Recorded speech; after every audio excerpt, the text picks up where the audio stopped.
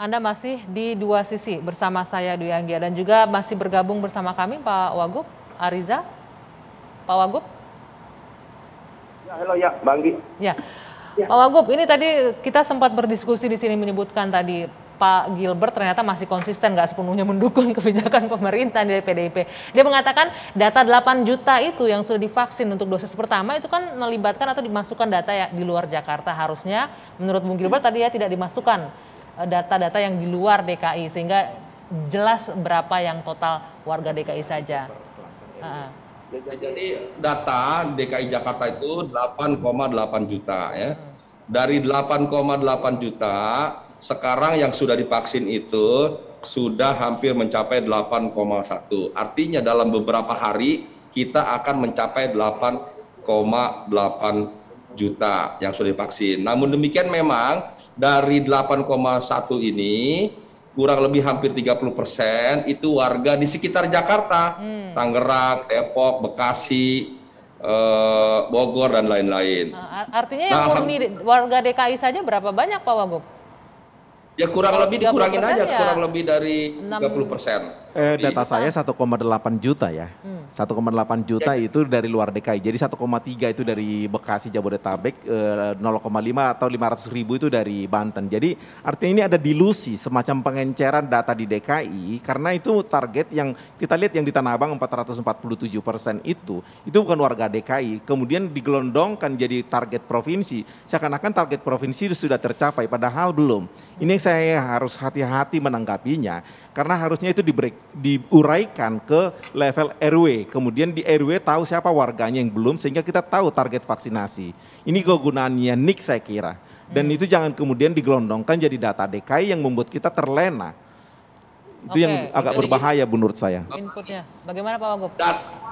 Yang kami sampaikan 8,1 juta data yang sudah divaksin di DKI Jakarta, ya, bukan seluruhnya warga Jakarta. Kita tidak boleh lagi membedakan, bahkan zonanya tidak kita bedakan, apalagi warganya. Jakarta, non Jakarta, siapa saja dari Irian, Papua, dari Aceh yang kebetulan ada di Jakarta mau divaksin boleh, bahkan orang luar negeri juga boleh. Jadi ini masalah urusan kemanusiaan, kita tidak membedakan. Kemudian yang kedua, memang belum semua warga Jakarta, dan insya Allah dalam waktu tidak terlalu lama warga Jakarta akan semua. Jadi kalau 8,1 hari ini dikurang 1,8 itu artinya untuk mencapai 1,8 itu hanya bisa dipenuhi dalam waktu yang beberapa hari saja. Jadi dalam bulan ini insya Allah tidak lama lagi kita akan menyelesaikan 8,8 plus kekurangan warga Jakarta yang belum divaksin.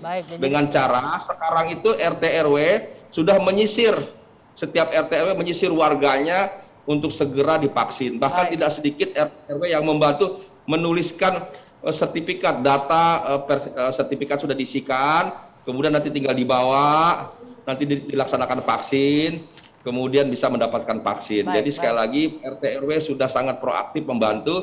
Jadi kalau memang ada 1,8 itu betul sekali, karena kita di Pemprov ini tidak ingin membedakan Jakarta non Jakarta, semua kita lain secara baik.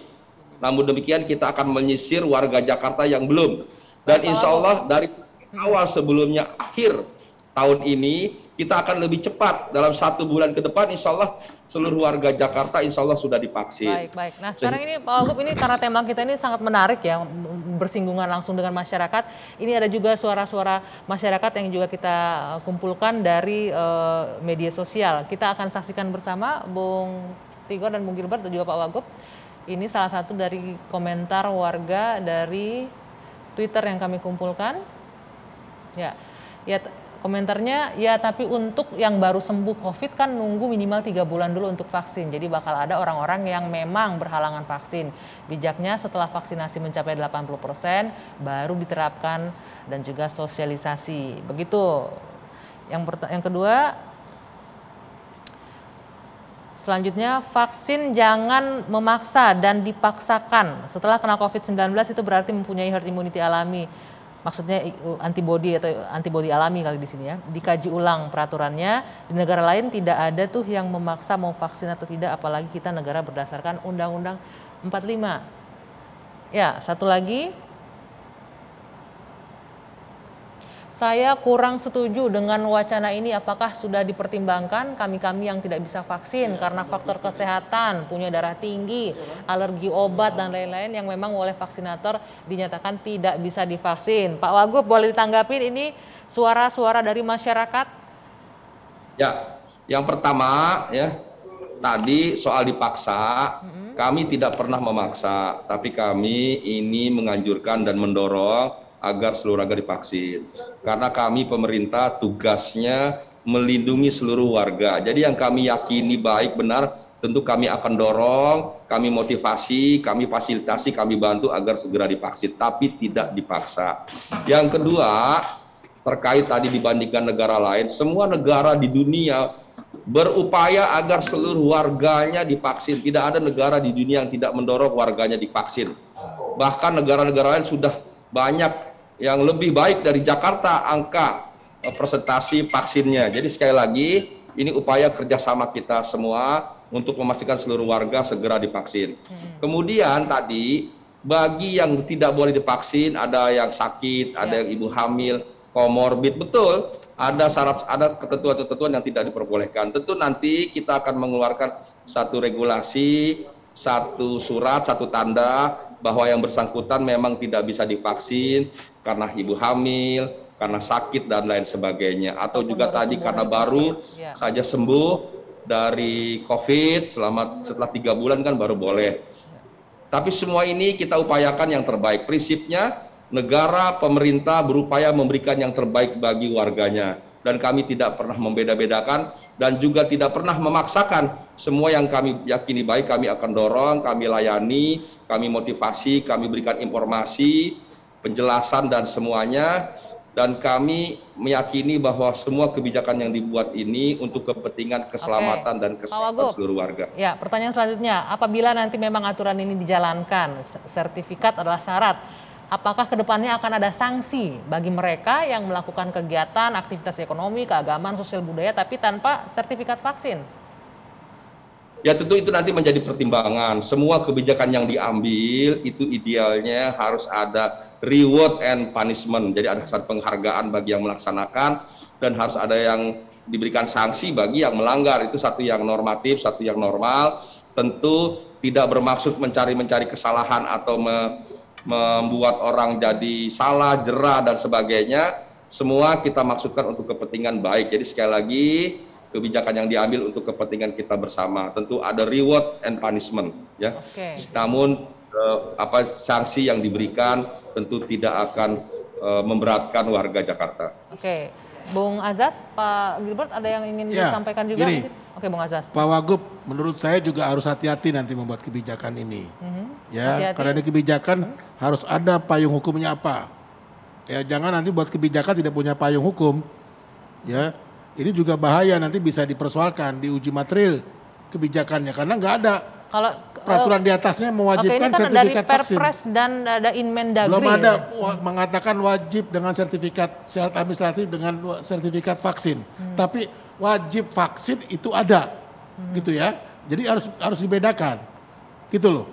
Jadi ini harus hati-hati. Tidak ada dikatakan dalam Perpres maupun Undang-Undang Nomor 6 itu syarat dengan sertifikat vaksin untuk mobilitas gitu loh. Nah, ini yang saya katakan tadi, ini jadi lucu, jadi kontradiksi, ya. Pengendalian, pembatasan mobilitas, ya, pembatasan sosial yang dilakukan, jadi hancur karena apa? Syarat sertifikat vaksin. Dia bisa berpergian jadinya. Oke, lebih kepada payung hukum untuk syarat sertifikat vaksin. Sama konsistensi. Dan kan pembatasan sosial tadi kan? Oke.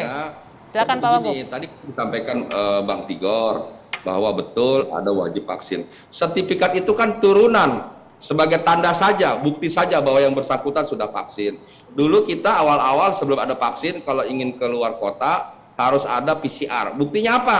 Ya udah, bukti surat keterangan sudah di PCR. Nah sekarang orang yang sudah divaksin buktinya apa? Ya sertifikasi vaksin itu. Ada yang dalam bentuk kertas, ada yang dalam bentuk QR code, ada yang di gadget atau di handphone kita masing-masing dalam bentuk software. Jadi itu sebagai tanda saja bahwa yang bersangkutan sudah divaksin. Yang paling penting sudah divaksin. Tadi yang ditanyakan Bung Azaz. Payung hukumnya Pak Wagub, ada nggak bisa nggak ditunjukkan payung hukum bahwa sertifikat vaksin bisa dijadikan syarat administrasi dalam tata kelola birokrasi? Itu coba, saya minta payung hukumnya apa gitu, di mana itu dimuat gitu loh. Benar, ya kan Memang seperti betul gitu, orang tapi harus ada umpamanya gitu loh. udah bisa mengemudi. Apa buktinya? Ya punya SIM, identitas, KTP. Kalau di Ya, perbankan juga ada ATM, buku Itu bank. kan kalau di Nah, kalau undang lalu lintas emang dikatakan Oke. pengemudi harus punya SIM. Oke. Gitu loh, SIM A, SIM B, SIM C, itu ada, Ya. Pak. Terakhir Pak Gilbert mungkin gitu loh. menambahkan. Baik, makasih. Saya pikir Singkat aja. di sini masalahnya adalah masalah kesadaran ya. Jadi kalau kita semua berharap selalu harus ada payung hukum, kita tidak akan bisa bekerja karena untuk memproduksi payung hukumnya itu butuh waktu berbulan-bulan, sedangkan proses ini butuh waktu dalam waktu singkat mesti Tidak, Pak. dikerjakan. Kita Sebentar, sama-sama Pak. mengerti. Covid sebentar Kita kok mengerti di DPRD. sekali Sebentar, bahwa Bu Azhar. ini masyarakat mungkin mau mengharapkan semacam ada kepastian. Kita dalam hal ini membutuhkan masyarakat dewasa yang sadar untuk mendukung pemerintah. Kapan lagi kita bekerja buat pemerintah kalau dalam suasana ini pun kita selalu mengharapkan semuanya itu betul-betul mesti sesuai apa yang kita mau. Itu tidak akan bisa. Bahwa kemudian ada masalah komunikasi di sini, kita tahu bahwa memang cukup berat ini masalah komunikasi. Jangankan pemerintah dengan kita, suami istri aja komunikasi bisa tidak nyambung Baik. begitu. Jadi Baik, poinnya di sudah dalam hal ditangkap. ini adalah kesadaran masyarakat kita harapkan dikatakan makan 20 menit ya batasi diri. Baik, Bung Gilbert. Ini sebenarnya menarik lagi dibahas. Cuman sayang sekali waktu kita terbatas. Saya apresiasi, terima kasih untuk yang sudah hadir di sini. Waktu sudah habis, Mbak In. Sayang sekali.